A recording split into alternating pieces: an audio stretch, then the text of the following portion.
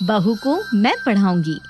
आपने हर घर में सास बहू की नोक झोंक तो देखी ही होगी, पर क्या हो जब सास बहू की नोक झोंक की जगह प्यार देखने को मिले। जी हाँ, शांति निवास में ऐसा ही कुछ था। नीलम अपनी बहू कोमल को अपनी बहू नहीं बेटी से बढ़कर प्यार करती थी। ऐसे ही एक सुबह कोमल किचन में खाना बना रही थी, तभी वहाँ काजल आती है और अपनी भाभी से कहती है, भाभी खाने में क्या बना है? बहुत तेज भूख लग रही है। ननद जी, आज खाने में थोड़ा सा लेट हो जाएगा क्योंकि आज मेरी आँख नहीं खुली। आप मुझे आधा घंटा दे दो, मैं अभी खाना तैयार कर देती हूँ। क्या आधा घंटा?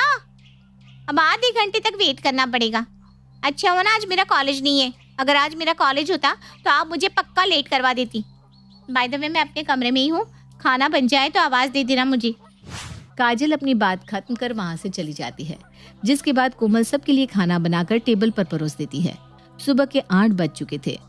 उसे अपने बेटे को स्कूल के लिए रेडी भी करना था, इसलिए वो काजल को आवाज लगाती है, काजल, काजल खाना तैयार है।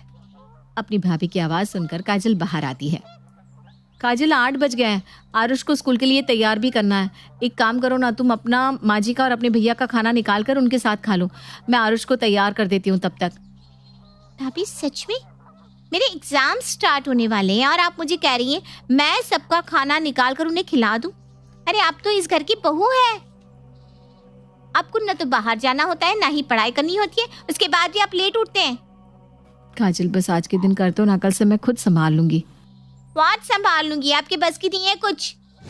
कोमल काजल के सामने कुछ नहीं बोलती, पर काजल की बात सुनते हुए वहाँ शांति आ जाती है और काजल को अपनी भाभी से इस तरह बात करता देख कहती है, बहू के बस का तो बहुत कुछ है, लेकिन लगता है तेरे बस के कुछ नहीं है। काजल तभी तो तू ऐसे बात कर रही है। कोमल बहू जाकर आरुष को तैयार कर दे, मैं इन दोनों को खाना खिला दूंगी। जी माँ जी। कोमल अब अपनी बेटी को तैयार करने चली जाती है, तो वहीं अपनी माँ को अपनी भाभी का सपोर्ट लेते देख काजल कहती है, क्या माँ आप भी ना इस जाहिल के लिए मुझे डांट रही है? अरे बाद में ये नहीं बल्कि आपके बच्चे ही आपके काम आएंगे। काजल चल खाना खा ले, हम इस बारे में बात ना करें तो वही ज्यादा अच्छा रहेगा। शांति की बात सुनकर काजल चुपचाप खाना खाने लगती है। कुछ देर बाद सोनू भी आ जाता है और आरुष को आवाज लगाता है, आरुष बेटा कहाँ हो? जल्दी स्कूल चलो, नहीं तो आज तुम लेट हो जाओगे। आ गया पापा। सोनू अब आरुष को अपने साथ लेकर जाने लगता है, पर तभी कोमल सोनू से कहती है, सोनू जी अब बिना कुछ खाए जा रहे हैं, आपका लंच भी मैंने पैक कर दिया है। ओह आई एम सो सॉरी, मैं बताना ही भूल गया था। आज मेरा लंच ऑफिस की तरफ से है, इसलिए आज मैं वहीं खाना खा लूंगा। इतना बोलकर सोनू आरुष के साथ चला जाता है। कुछ देर बाद कोमल अपनी सास शांति के साथ बैठकर सीरियल देख रही थी, तभी वहाँ काजल आती है। भाभी कल मेरा एग्जाम है तो आज मेरी कुछ दोस्त घर आएंगी, मैं चाहती हूँ आप हमें डिस्टर्ब ना करो। हाँ तो तू कहना क्या चाहती है? मेरी बहू तुझे और तेरे दोस्तों को परेशान करती है? नहीं माँ, ऐसा मैंने कब कहा। मैं तो भाभी से बस ये कहना चाह रही हूँ कि भाभी मुझे लेकर ओवर प्रोटेक्टिव ना हो। ठीक है काजल, तुम चिंता मत करो, मैं कुछ नहीं करूँगी, तुम बस अपनी पढ़ाई करना। Thank you. काजल अब अपने कमरे में चली जाती है और दोपहर में काजल की सारी दोस्त काजल के घर आती हैं। नमस्ते भाभी, नमस्ते आंटी जी। नमस्ते भाभी, नमस्ते आंटी जी। नमस्ते।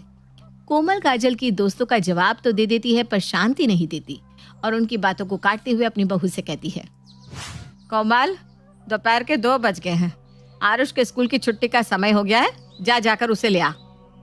जी माँ जी, मैं बस जा ही रही थी। नेहा, रजनी, काजल अपने कमरे में है, तुम वहीं चली जाओ।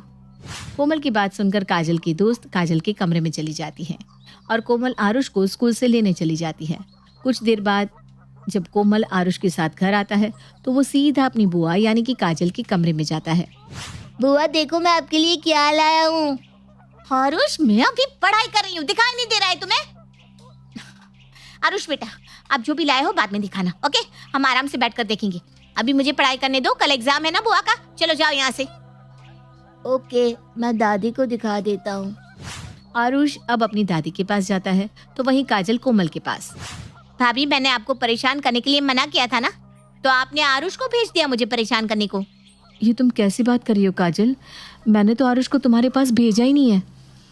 Whatever, but भाभी प्लीज ट्राई टू अंडरस्टैंड, मेरे एग्जाम है कल, मुझे पढ़ने दो। जैसे आप जाहिल गवार रह गई है ना, मुझे मत रहने दो। इतना बोलकर काजल तो वहाँ से चली जाती है। पर कोमल को काजल की बात बुरी लगती है और वो बिना रिएक्ट करने अपने कमरे में जाती है, जहाँ वो अपने बेटे को पढ़ता देखती है। अपने बेटे को इस तरह पढ़ता देख वो उसके पास जाती है। मेरा बेटा पढ़ रहा है। हाँ माँ, देखो ना, आज सर ने कितना सारा होमवर्क दे दिया करने को। कोई बात नहीं, मेरा आरुष बहुत फास्ट है, बहुत होशियार है, वो तो तुरंत अपना काम खत्म कर लेगा, है ना? Yes mom. वैसे मम्मा, आपने कहाँ तक पढ़ाई की है? आरुष, जैसे तुम पढ़ाई कर रहे हो ना, जैसे तुम्हारी बुआ पढ़ाई करती है, वैसे ही मेरा भी पढ़ने का काफ़ी मन था। लेकिन मैंने जैसे ही 12th पास की, वैसे ही कम उम्र में मेरी माँ ने तुम्हारे पापा के साथ शादी करा दी, जिसके बाद मैं कभी पढ़ ही नहीं पाई, क्योंकि शादी के बाद मैं सिर्फ घर गृहस्थी में ही उलझी रह गई। बात करते करते कोमल की आंखें नम हो जाती हैं और वो वहाँ से चली जाती है। पर आरुष अपनी माँ की बात सुनकर अपनी दादी के पास जाता है। दादी, दादी मुझे आपसे कुछ बात करनी है। हाँ हाँ आरुष, बोलो बेटा, क्या बात करनी है? दादी, आपने पापा की शादी जल्दी करवा दी थी क्या? आरुष, तू ये बात क्यों पूछ रहा है? क्या हुआ बेटा? बताओ ना दादी। हाँ, जल्दी तो हो गई थी, पर आपको पता है, आपकी वजह से मम्मा पढ़ नहीं पाई। मतलब? आरुष अब कोमल की इच्छा शांति को बता देता है। ये सुनकर शांति अपने मन में कहती है, अच्छा तो ये बात है बहू, अगर तेरा पढ़ने का मन है और मेरी वजह से तेरी पढ़ाई बंद हुई है, तो अब आगे की पढ़ाई तुझे मैं करवाऊंगी, चाहे कोई कुछ भी बोले। शांति खुद से अपनी बहू को पढ़ाने का वादा कर लेती है। ऐसे ही समय गुजरता है और गुजरते समय के साथ काजल का एग्जाम खत्म हो जाता है और कॉलेज का एडमिशन फिर से शुरू हो जाता है। माँ, मुझे कुछ पैसे दे दो, मुझे कॉलेज की फीस भरनी है। फीस भरनी है? पर क्यों? अभी अभी तो तेरा एग्जाम खत्म हुआ है कुछ ही समय पहले। हाँ, तो रिजल्ट आ गया, अब न्यू एडमिशन स्टार्ट हो रहा है नेक्स्ट ईयर का, तो मुझे आगे पढ़ाई करनी है ना माँ। अच्छा चल ठीक है, मेरे बैग में पैसे रखे होंगे, ले ले। और सुन, एक एडमिशन फॉर्म एक्स्ट्रा लेकर आ जाइयो। क्यों? अब किसको कॉलेज में पढ़ना है? तेरी भाभी को, मैं उसे आगे पढ़ाना चाहती हूँ। ये आप क्या बोल रही हैं माँ? भाभी पढ़ाई करेंगी? हाँ, वो पढ़ाई करेगी, मेरी बहू को मैं पढ़ाऊंगी। तुझे कोई दिक्कत? माँ, भाभी के बस की पढ़ाई लिखाई नहीं है, उन्हें घर के कामों से फुर्सत नहीं है, और आपको लगता है कि वो पढ़ाई करेंगी? क्या कुछ भी सोचती रहती हो? काजल, बहू के साथ मैं ज्यादा रहती हूँ, तो मुझे पता है कि मेरी बहू से क्या हो सकता है और क्या नहीं। इसलिए तू अपना दिमाग ना चला और मैंने तुझे जो बोला है उसको सही से कर ले, वही ज्यादा अच्छा है। काजल अपनी माँ की बात का कोई जवाब नहीं देती और वहां से चली जाती है और शाम को अपनी माँ को कॉलेज का फॉर्म देकर अपने कमरे में चली जाती है। वहीं शांति भी उस फॉर्म को लेकर कोमल के पास जाती है। बहू, तू यहाँ क्या कर रही है? कुछ नहीं माँ जी, खाना बन गया है, अभी सोनू जी आए नहीं ना, तो मैंने सोचा क्यों ना थोड़ा सा सो लिया जाए, इसलिए मैं अपने कमरे में आराम कर रही थी। तू इस खाली समय को ऐसे कैसे बर्बाद कर सकती है? मुझे माफ कर दो माँ जी, पर कोई काम नहीं था तो। कोई काम नहीं था इसलिए तू अपने समय को इस तरह बर्बाद करेगी? अरे तुझे पता भी है तू इस समय में पढ़ाई भी तो कर सकती है। क्या पढ़ाई? हाँ बहू, पढ़ाई। मुझे माफ कर देना, मैंने तुम्हें अपनी बेटी तो माना, पर अपनी बेटी का दर्जा कभी नहीं दे पाई। तू क्या चाहती है कभी तुझसे जान ही नहीं पाई। तू आगे की पढ़ाई करना चाहती है ना, तू आगे पढ़, मैं हूं तेरे साथ, मैं तुझे पढ़ाऊंगी। पर माँ जी, पढ़ाई करने के लिए बहुत सारा समय चाहिए और सोनू भी कभी मेरी पढ़ाई के लिए नहीं मानेंगे। मैं हूं ना बहू, तू क्यों सबकी चिंता कर रही है? ले, ये फॉर्म भर दे, इसको अभी भरना है। नहीं माँ जी, मैं ये फॉर्म नहीं भर सकती, क्योंकि अगर सोनू जी को ये बात पता चल गई तो। सोनू मेरा बेटा है, मेरा बेटा मेरी बात कभी नहीं काटेगा। ये फॉर्म मैं यहाँ रख देती हूँ, भर लेना इसको, मैं इंतजार करती हूँ। शांति कॉलेज के फॉर्म को वहीं छोड़कर चली जाती है और शाम को जब सोनू घर आता है तब शांति अपने बेटे से बात करती है। सोनू, अगर तू फ्री है तो तुझसे बात कर सकती हूँ? हाँ माँ, आप मुझसे इस तरह से क्यों पूछ रही हैं? आखिर आप मेरी माँ हैं और एक माँ अपने बच्चे से बात करने के लिए पूछे, ये अच्छा नहीं लगता। चलो, किसी को तो समझ है। वैसे सोनू, अगर मैं तुझसे कुछ मांगू तो क्या तू उस चीज के लिए मना कर देगा? माँ, आज आपको हुआ क्या है? आप इस तरह की बैकी बैकी बातें क्यों कर रही है? अरे आपका ये सब कुछ, और मैंने आपको कभी किसी चीज के लिए मना किया है भला? देख ले, वो कुछ भी हो सकता है, बाद में बोलना मत कि माँ आपने ये क्या मांग लिया। माँ आपको क्या चाहिए बताओ ना। बहू की पढ़ाई। अपनी माँ के मुंह से ये बात सुनकर सोनू की बोलती बंद हो जाती है। वो हिचकिचाते हुए कहता है, माँ ये आप क्या कह रही हैं? कोमल की अब उम्र कहाँ है पढ़ने की? देख सोनू, तूने कहा था ना मैं तुझसे जो कुछ भी मांगूंगी वो तू मुझे देगा। मैं तुझसे अपनी बहू की पढ़ाई मांग रही हूँ। पर माँ जी मैं कॉलेज जाने के लिए तैयार हूँ, मैंने फॉर्म फिल कर दिया है, बताइए कब और कहाँ इसको जमा करवाना है। पर कोमल तुम कॉलेज और घर कैसे करोगी? और वैसे भी शादी के बाद कौन पढ़ता है? किसने कहा शादी के बाद पढ़ाई नहीं होती सोनू जी? पढ़ने की तो कोई उम्र ही नहीं होती। और रही घर की बात तो मैं दोनों संभाल लूंगी, डोंट वरी।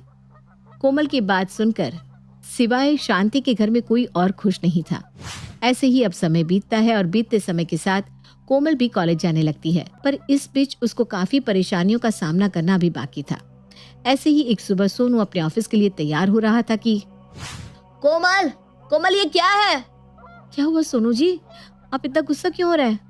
मैंने तुम्हें कल कहा था कि मेरे कपड़े प्रेस करके रखना, पर तुम हो कि तुम्हें कुछ याद ही नहीं रहता इस पढ़ाई के चलते। सोनू जी वो आज मेरा सरप्राइज टेस्ट था इसलिए पढ़ रही थी। चुप, बिल्कुल चुप। आज तुम्हारी वजह से मीटिंग में मेरी इंसल्ट होगी। सोनू की आवाज सुनकर शांति और काजल कोमल के कमरे में आती हैं और सोनू को इतने गुस्से में देखकर शांति पूछती है, अरे क्यों इतना गुस्सा कर रहा है? अरे गुस्सा ना करूं तो क्या करूं? आपने तो इसको सर पर चढ़ा रखा है। पढ़ लो बहू, पढ़ लो। अगर इसके सर पर पढ़ाई का भूत सवार नहीं होता ना तो आज ये इतनी बड़ी लापरवाही नहीं करती। और पढ़ाओ घर की बहू को, मैं तो जानती थी कि ऐसा कुछ होने वाला है। तो चुप रह, और तो बता क्या हुआ? इसको कल रात प्रेस करने को कहा, पर ये हीरोइन तो अपने में ही मस्त रहती है। बस प्रेस के लिए तो बहू पर इतना चिल्ला रहा है? रुक, तेरे कपड़े मैं प्रेस कर देती हूँ। शांति अब सोनू के कपड़े गुस्से में लेती है और कपड़े प्रेस करके उसे देती है। ले पहन ले, और हाँ अब कान खोलकर सुन ले, आज के बाद बहू पर ऐसे चिल्लाने की हिम्मत भी मत करियो। और काजल तू, आज के बाद तू बीच में कभी नहीं बोलेगी। हाँ। शांति की बात सुनकर अब सब चुप हो जाते हैं। समय बीतता है और उसके पढ़ने की खबर मायके तक पहुंच जाती है और उसके मायके से भी लोग उसे समझाने आते हैं। पर जब वो अपनी पढ़ाई रोकने से साफ मना करती है तब सभी लोग उसे सुनाने लगते हैं। ये देखकर उसकी सास उसका सपोर्ट लेती है और ये देखकर कोमल की आंखें भर आती है। वो ठान लेती है कि अब वो अच्छे से पढ़ाई करके सबकी हेल्प करेगी। ऐसे ही एक दिन सोनू फोन पर किसी से बात कर रहा था। क्या यार, तू जानता है ना अभी फाइनेंशियल प्रॉब्लम है, उसके बाद भी ये सैलरी होल्ड कैसे कर सकते हैं? अरे मुझे अभी बेटे की फीस देनी है यार। सोनू गुस्से में फोन कट कर देता है और फोन को बेड पर फेंक देता है। क्या हो सोनू जी, अब परेशान लग रहे हैं? हाँ यार, सैलरी होल्ड कर दी है क्योंकि कंपनी लॉस में जा रही है। समझ में नहीं आ रहा क्या करूं मैं। सोनू की बात सुनकर कोमल अपनी अलमारी खोलती है और उसमें से कुछ पैसे निकाल कर देती है। लीजिए, ये कुछ पैसे मैंने संभाल कर रखे हैं, आपके काम आएंगे। कोमल को बिना सोचे समझे पैसे देता देख सोनू को अब खुद पर शर्म और उस पर गर्व महसूस होने लगा था। सोनू उससे कुछ बोल पाता तभी वहां आरुष आ जाता है। डैडी, मुझे ये सवाल नहीं आ रहा, आप बता दो ना। आरुष, अभी डैडी बिजी है ना, आप मुझे बताओ क्या समझ में नहीं आ रहा, मैं आपको बताती हूँ। इस तरह कोमल अब अपने बेटे को भी पढ़ाने लगती है। कोमल को ऐसे देख कहीं ना कहीं सोनू को भी काफी सुकून मिल रहा था। ऐसे ही एक दिन शांति हॉल में वकील के साथ बैठी होती है। तभी वहाँ कोमल भी अपने हाथों में चाय की ट्रे लेकर आती है। माँ जी चाय रख दे बेटा यहीं पर, और तू भी यहीं बैठ जा। शांति कोमल को अपने पास बिठा लेती है। तभी वकील शांति को एक पेपर देता है। लीजिए शांति जी, इस पर आप साइन कर दीजिए। जी। शांति अब उस पेपर को लेती है और साइन करने लगती है, पर तभी कोमल उस पेपर को अपने हाथ में ले लेती है। माँ जी ये आप क्या कर रही हैं? अब बिना पढ़े पेपर साइन कर रही हैं? हाँ बेटा, क्योंकि ये वसीयत के पेपर है और ये वसीयत मैं अपने बच्चों के नाम कर रही हूँ। माँ जी माफ करना, पर आपको बिना पढ़े इस तरह किसी भी पेपर पर साइन नहीं करना चाहिए। और ठीक है, आप अपनी वसीयत अपने बच्चों के नाम कर रही हैं, पर आप उस हिस्से में से एक हिस्सा अपने नाम भी कीजिए, क्योंकि आजकल लोग कैसे करते हैं ये तो आपको पता ही होगा। शांति जी, आपकी बहू बिल्कुल सही कह रही है, इसलिए मैं भी आपको यही सजेशन दूंगा कि आप इस वसीयत में अपने नाम एक हिस्सा कीजिए और उसके बाद पेपर को पढ़कर साइन कीजिए। शांति उन दोनों की बात से सहमत होती है। तभी वहां पर सोनू तालियां बजाते हुए आता है। वाह माँ, मानना पड़ेगा, आखिर आपकी जिद रंग लाई। बहू को पढ़ाने का नतीजा बहुत अच्छे से सामने आया है और मुझे अपनी पत्नी पर भी काफी गर्व हो रहा है। आई एम सॉरी कोमल, पहले मैं गुस्सा करता था, पर अब मैं भी तुम्हारे साथ हूँ और हर चीज में तुम्हें सपोर्ट भी करूंगा जैसे माँ करती है। इस तरह अपनी बहू को पढ़ाने की शांति की जिद आखिरकार रंग ले आती है और सबको ये पता चलता है कि पढ़ाई कितनी जरूरी है। और तो और अब कोमल भी एक पढ़ी लिखी विमेन होती है।